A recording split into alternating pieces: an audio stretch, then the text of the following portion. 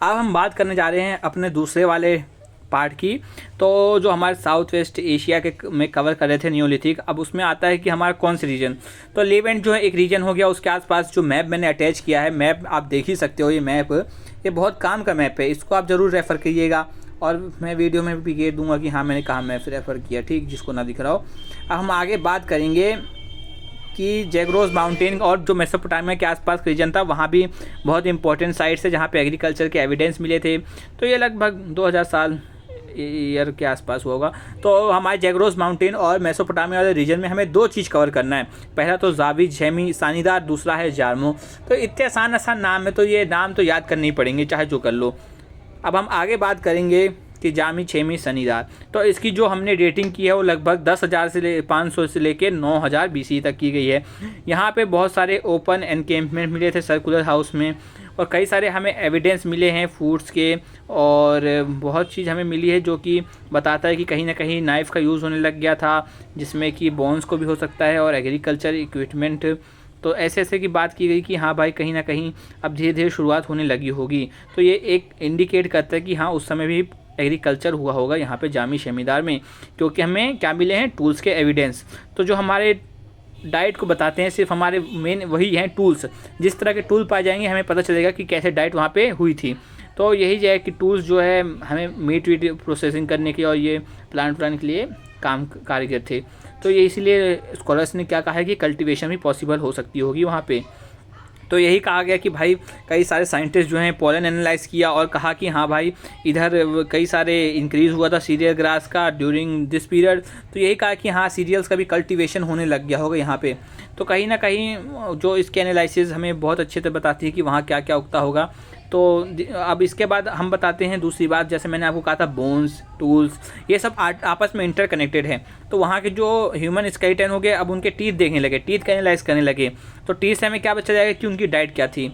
जैसे कि हम टीथ वीट खाते तो हमारे दांत बहने हो जाते हैं, मीट वीट खाते हैं। तो यही सब बात है कि जैसे ही वहाँ के टीथ जो थे वो बताते हैं कि वो वाइल्ड ग्रास को च्यूई करते थे, तो इसलिए अब दांत ने भी बता दिया।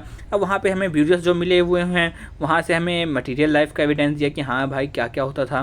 तो यही है कि जावी छेमी सनीदार हो गया हमारा कवर। अब हम आगे बढ़ेंगे जारमो की तरफ। जारमो तो हमारे जारमो की जो साइट की डेट रखी है वो 7000 से 500 BC रखी है। तो इसमें हमारे जो फेमस हिस्टोरियंस हैं रॉबर्ट जे ब्रेववुड और उसकी टीम ने यहाँ पे बहुत ही एक्सटेंसिव रिसर्च की थी, और बहुत कुछ यहाँ से पाए गए हैं कि हाँ भाई ग्रोथ होता था, फार्मिंग होता था, डोमेस्टिकेशन ऑफ एनिमल्स भी होता था इस रीजन में। तो यही कहा गया कि हाँ भाई ये परमानेंट हिल विलेज होगा, जो कि लगभग 25 हाउसेज यहाँ पे पाए गए हैं ब्रोकन हालत में, मड के बने हुए थे। तो यही कहा गया कि यहाँ पे बहुत सारे हाउसेस थे। तो यही कहता है कि यहाँ से भी बहुत सारे एविडेंस मिले थे हमें एग्रीकल्चर के और पास्चुरिज्म के। एग्रीकल्चर के हमें एविडेंस कैसे पता चलते हैं, क्योंकि वहाँ पे सीड्स मिले होंगे। तो बहुत सारे सीड्स मिले हैं सीरियल्स के, जो कि बताता है कि हाँ वहाँ पे रेगुलर कल्टीवेशन होती होगी हमारे इमार वीट की और बार्ली की, पीस की, इन सब चीज़ों की कहीं ना कहीं वहाँ पे एग्रीकल्चर होता रहा होगा। तो अब उनके कल्चर को क्या चीज़ दर्शाता है, तो कल्चर को सिर्फ एक ही चीज़ दर्शा सकता है, वो क्या है, वो है वहाँ का पोट्री।